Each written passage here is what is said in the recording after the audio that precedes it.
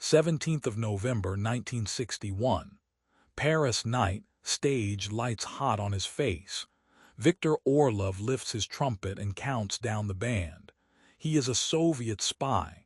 His cover is a Western Europe tour. His goal is to move messages across borders without radios that can be traced. Because transmitters get people caught, he puts numbers and names inside sound. He tests the valve, feels the weight of a packet in his case, and sees the watchers at the back wall, eyes fixed, waiting. He keeps his view on the conductor's nod, then chooses a tempo that fits the code he must send. If he gets the pattern wrong, the message dies. If he gets it right, it travels. The room leans closer. This is his last set in Paris, and he knows the night will fix his fate. 23rd of April 1956. The desk is scarred, the tea is cold, the window looks onto gray brick. Viktor Orlov reads a single page and nods. He accepts the mission without questions because he already knows why he was called. He can travel where others cannot. He plays the trumpet well enough to stand under lights in any city. He works for Moscow as a spy. The job will move through music. Clubs will be his route. The risks will hide in applause, and any mistake will be heard by more than the crowd. Because he must pass borders and yet control his nights, he builds a small band he can steer. He picks a pianist who reads fast, a bass player who keeps quiet off stage, a drummer who follows a look. 4 men look like a normal jazz group, and a quartet lets him decide every opening and close. He writes out set lists himself, song by song. The order is not art alone. He plans the order as a wheel he can turn for codes, so every first note sets a key. They hand him a mute that looks like any other dull metal painted flat, with corks that squeak if you turn them too fast. Inside, under the cork, there is a tight coil and a small power cell. When he plays through it, the coil rides the sound and pushes a whisper onto a radio band that can be picked up across a street. To a crowd, it is a soft tone and smoke.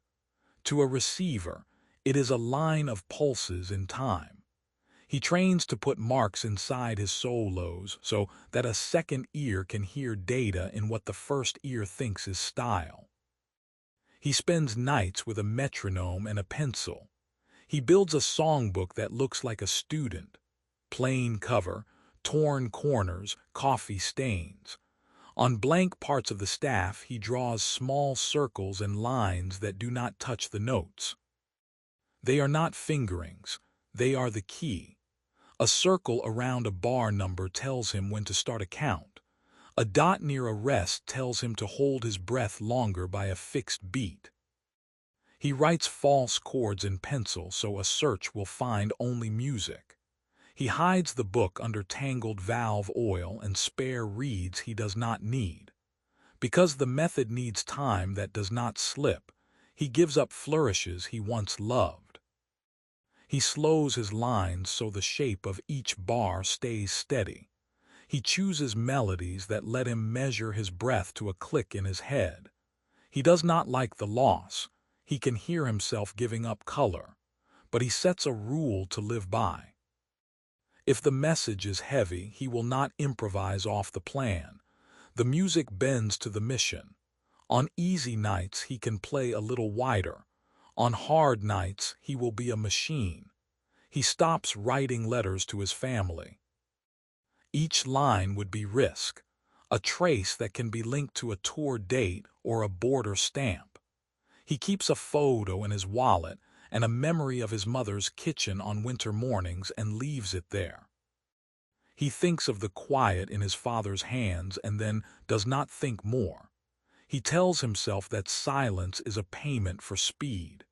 He will make calls only through the service when they allow it. The days between will be filled with rehearsals that mean more than sound. 3rd of May, 1957, Vienna. The club is warm and tight. Tables push close to the small stage. He feels the mute snug in the bell and knows the left cork has a chip he will not fix because the squeak is now part of the cover. The encore starts calm. He faces the front, counts his head nods, and places the phrase where the book told him to put it. The notes hold a pattern meant for one ear in a window opposite the door. As the set ends, he bows and packs. He does not look for any signal then. He walks back to his room by a long route and sleeps with the case by the bed. In the morning, he takes a different street to the club. On the poster for last night, an ink line runs through the second name, a mark that was not there before. It is the reply mark. He knows the message crossed. He feels relief as a weight in his shoulders, and then pushes it down because joy is a tell like fear. He takes the poster down and folds it as trash so the mark cannot be read twice. In his room, he draws a small circle next to the Vienna date in his songbook. It means the method works under lights. He refines the craft as they move west. He shortens vibrato on long notes so the coil does not blur the timing. He eases pressure on the mouthpiece to keep pitch true when nerves grind his lip. He changes one standard for another that has cleaner spaces for holds. To the band, he says they are trying a cooler sound this season, but he does not explain. He watches the drummer's ride pattern and trains himself to ignore it when he must. His meter must sit on its own. He checks the mute before every set, wipes it clean, and tests the switch with a hand on the bell so no sound leaks. Because the service uses clubs as safe surfaces in cities where a radio and a suitcase would draw hands, he lets the tour map his life. He learns the names of border guards who like music and keeps his passport flat and clean. He keeps extra strings for the bass in his case as cover for a little weight that is not explained by a trumpet and a book. He pays the men on time, in cash counted at a table, so no one goes to management for more and hears a rumor he cannot control. He stands by the club door after sets and smiles at strangers, then memorizes which of them looked away too fast. He knows a line has been crossed. He will not be only a player again. In his hands, notes are now tools that move other things. What remains is a plain songbook with quiet marks, a rule that puts mission over music when it matters, and a map of rooms where people listen without knowing what they are part of. His choice ties him to a chain he cannot see, and the chain will pull across borders long after the clapping stops. He picks up details in places built to be ignored. A lobby gives him faces that pass and do not come back, so he uses that flow. A man stands by a pillar and leaves a folded program on a chair, then leaves the hotel. Viktor walks past, sits to tie a shoe, and slides the paper into his coat on the way up. In a station, a locker door hangs open with a newspaper inside. A margin shows a string of numbers in soft pencil. He does not take the whole page. He writes only what he must, then tears the corner so no list exists twice. Because too much paper sinks people, he keeps the rest in his head until he reaches his room. On his bed, the songbook lies open and plain. Every mark in it must earn its place, so he assigns each marked bar to a small block of numbers. He will never send a full report in one piece. He will send parts the size of a chorus because short blocks can hide inside applause. He pencils a small square near bar 5. That bar starts the first block. He adds a tick by bar 9. That is the second. Rests will separate words. Tempo will be the clock that holds the whole thing together, so he sets it before any note. If the room is slow, he writes a slower tempo. If the crowd is fast, he fixes a faster click and warns himself that fast clicks eat air. He keeps the chorus simple so he can repeat it under stress. Upward bends mark ones, downward bends mark zeros. He bends only as much as the tune can carry. A small scoop at the start of a note is enough to mark 1. A ghost of a drop is enough for 0. He trains his lip to hit the same curve each time so the coil hears it the same way. Because numbers must also live inside a line, he maps mute positions to digits he cannot embed well with bends alone. Open bell is 0, a tight cup is 5, a harmon is 9. He does not use odd, clever tricks because clever tricks fail in heat. He cycles the mutes at natural points, after a chorus, before a bridge, so it looks like tone choice and not code. The start must be clean or the count will drift, so he builds the first second of every send around the band. The drummer's count-in fixes the start, and he locks his first note to the 1 like a nail. The bass walks a steady 4 and becomes his guardrail. If the bass holds, his internal clock holds and errors do not creep in. He hears the room slap back and ignores it. He has rehearsed alone to test the pattern so many times that the mid-range of his horn feels like home.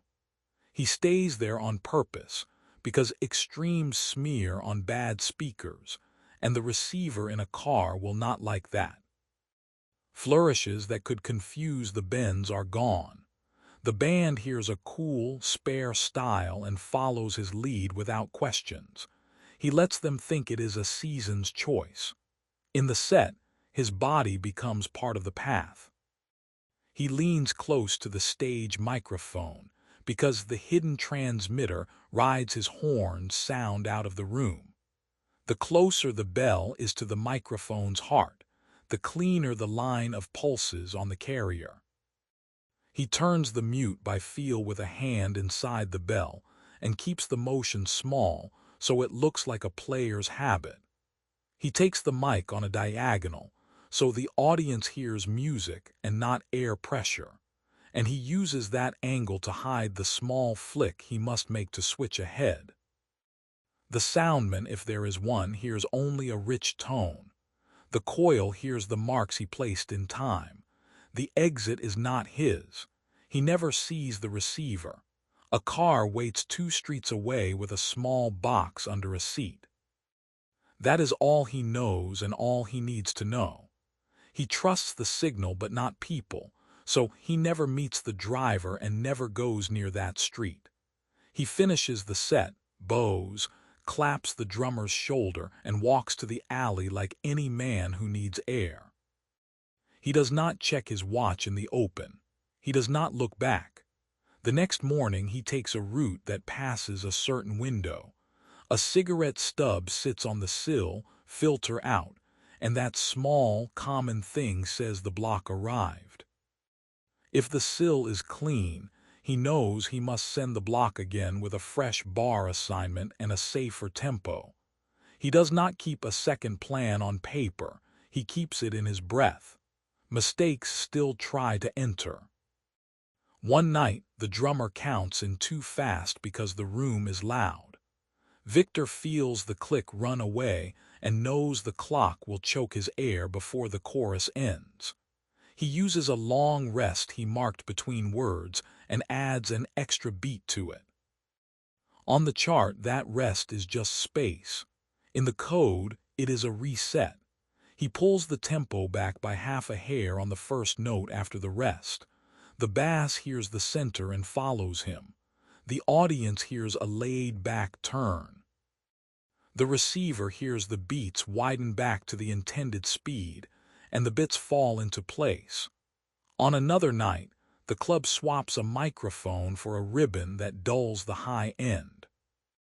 He moves to slower lines and fatter notes so the bend's still clear above the noise.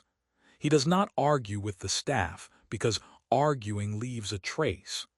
Managers and watchers test him without knowing it. A man from the club steps up mid-set to angle the mic and says he is helping the sound. Viktor steps back, as if to take a breath, and returns with the bell in line again. He tells himself he is doing this for tone and lets the thought sit in his face. When a table of sharp suits leans in, he keeps the code in the safer corners of the melody and saves the tight bends for the back half of the room. If a song starts to gather a solo that could pull him off the plan, he cuts it short with a nod to the pianist and calls the head early. He feels the small loss each time, but he protects the message first. Between rooms, he calibrates. He practices without the band, counting aloud at first, and then only in the mind click he made for himself in training.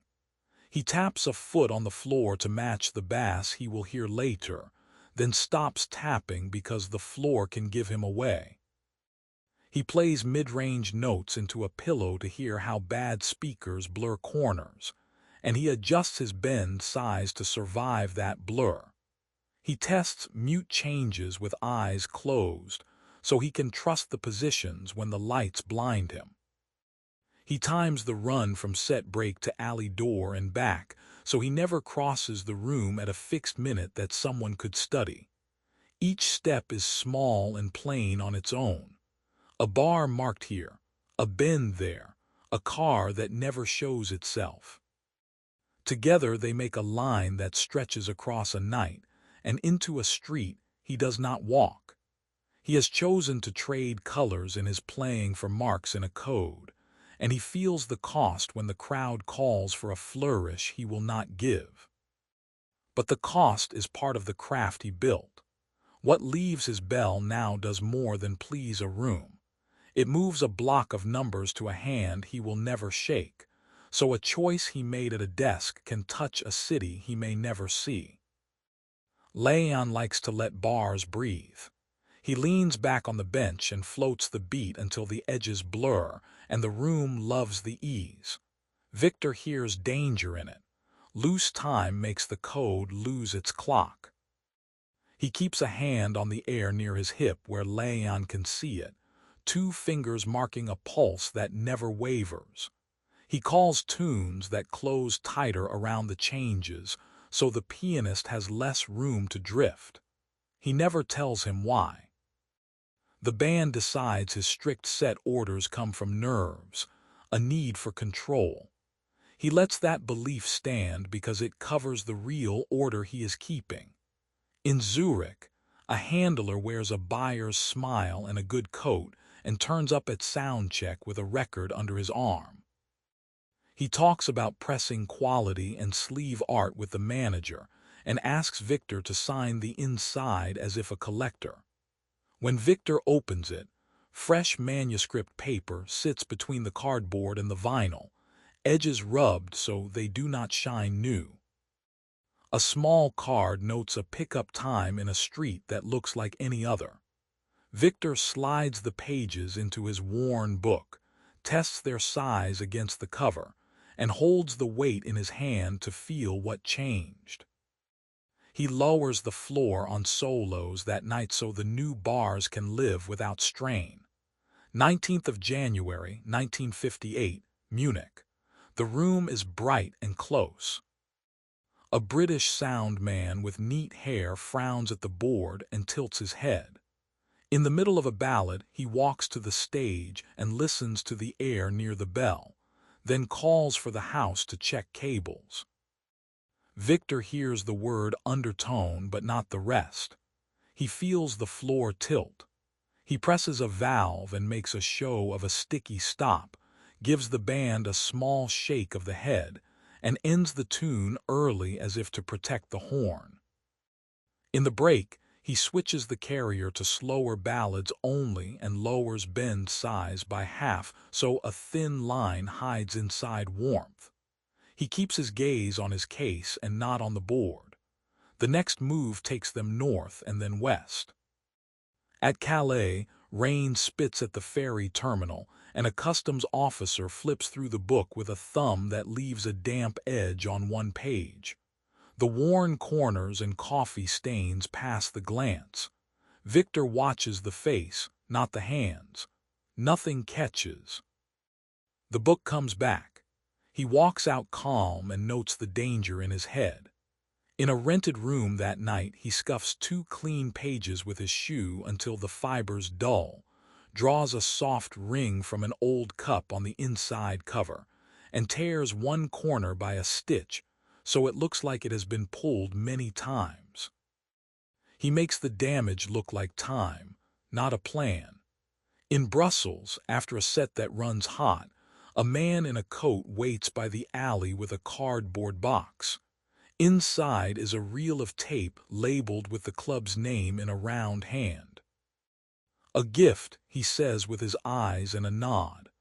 Viktor smiles, thanks with a tilt and a touch on the man's shoulder, and turns it down by handing the box back like a thing he cannot carry on the tour. The band thinks he is avoiding baggage. He thinks of a machine in an office pulling the undertone out of that reel years later, and decides no copy will leave his circle if he can help it.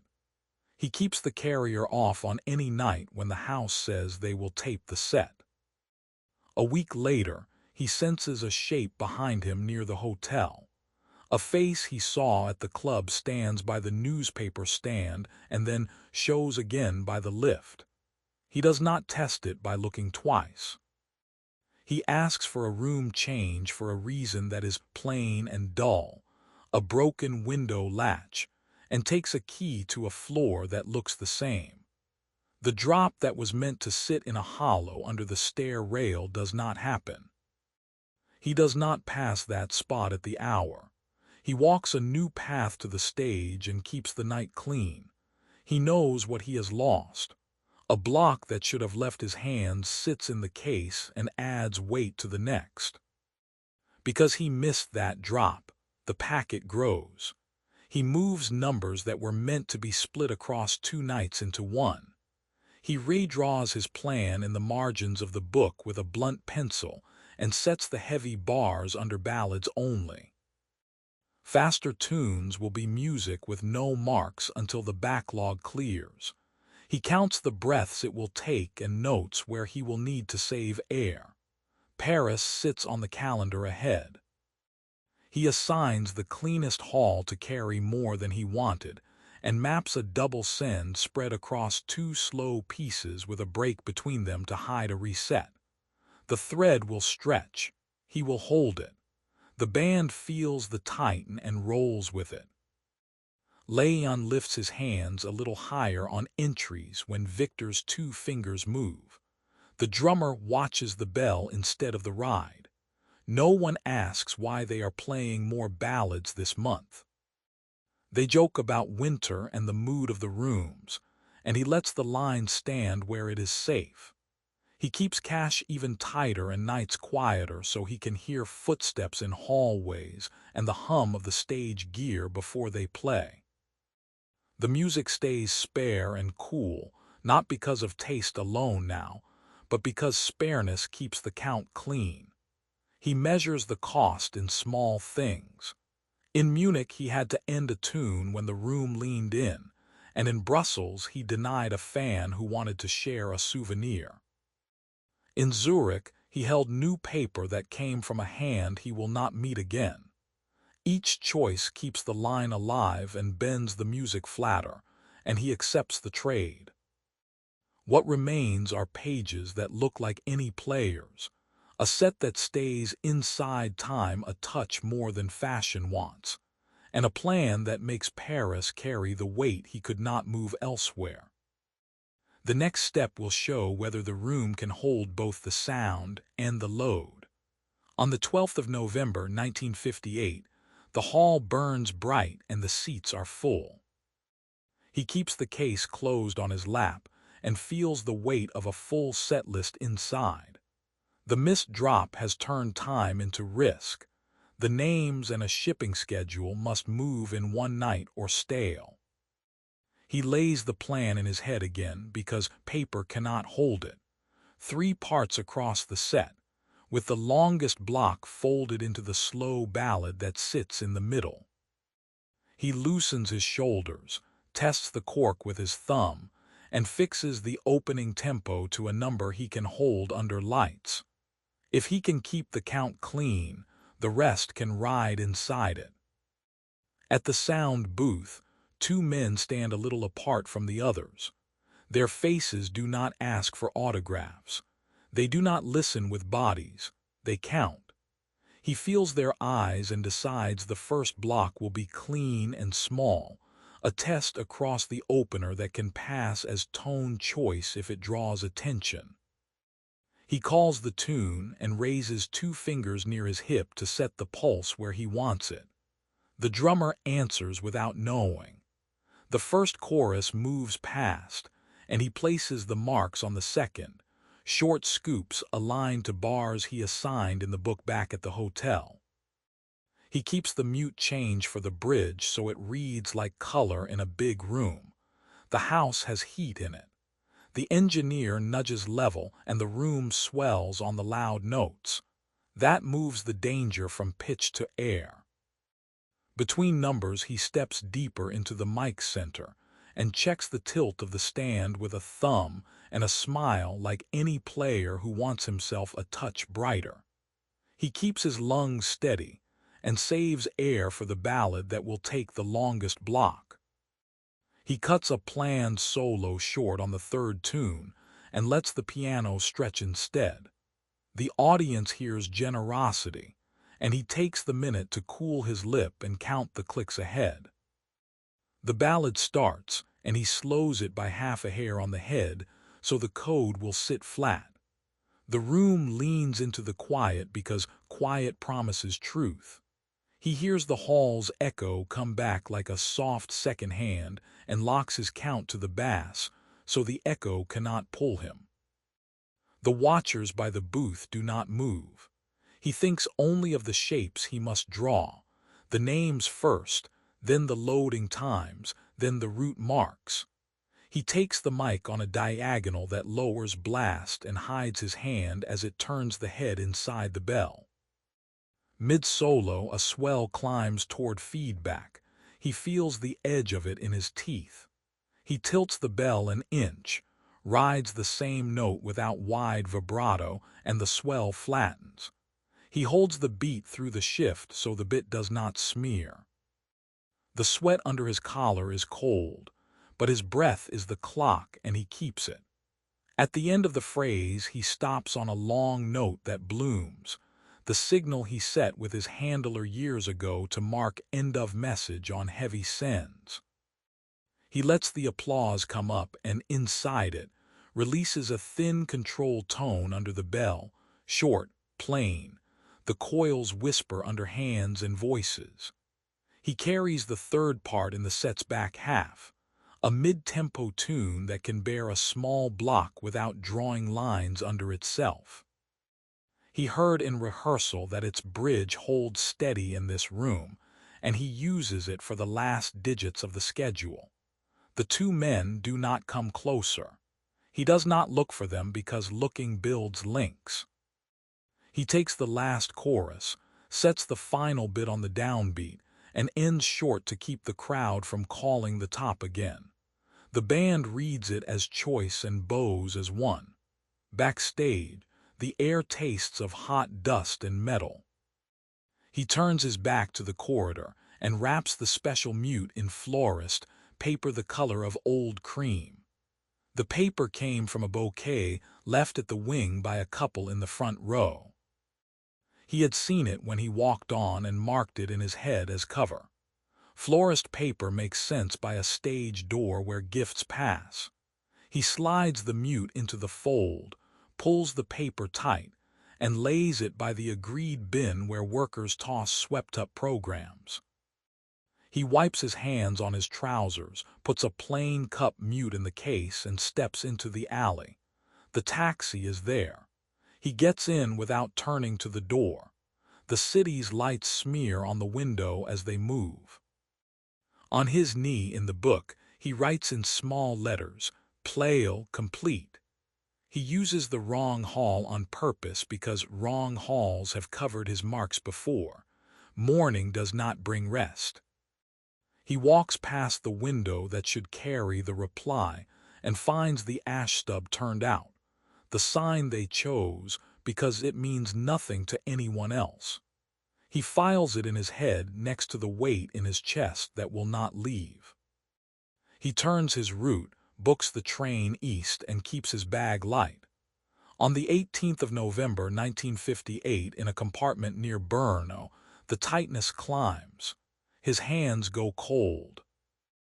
He thinks to slow his breath the way he slows a ballad and tries 3 long draws to fix the rhythm. The clock he made for himself falters. He feels for the case at his side and then cannot feel his fingers.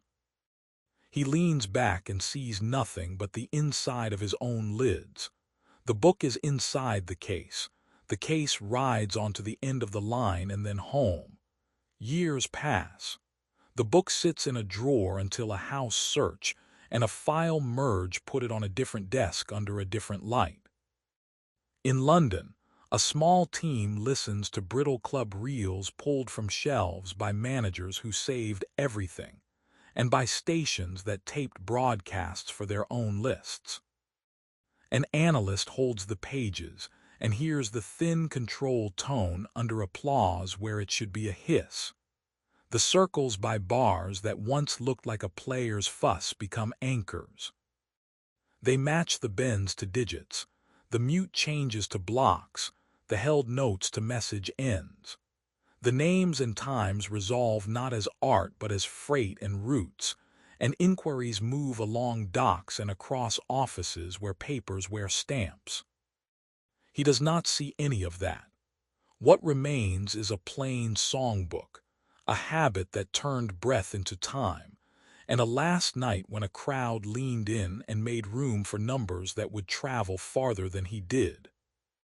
Years later, his plain songbook and brittle club reels sit under a London lamp, and a patient ear matches quiet circles to bends, mute turns to blocks, until dates and names step out of the noise. Files change to note that culture can carry signals, and old broadcasts are screened with fresh ears on desks that once shelved them as art. His music remains in public rooms, but the hidden work inside its sound alters how those rooms and their tapes are read. And the long note he held in Paris, the one that crossed the hall and marked an end, becomes the line that crosses a border and the years, tying his last breath to a wider way of listening.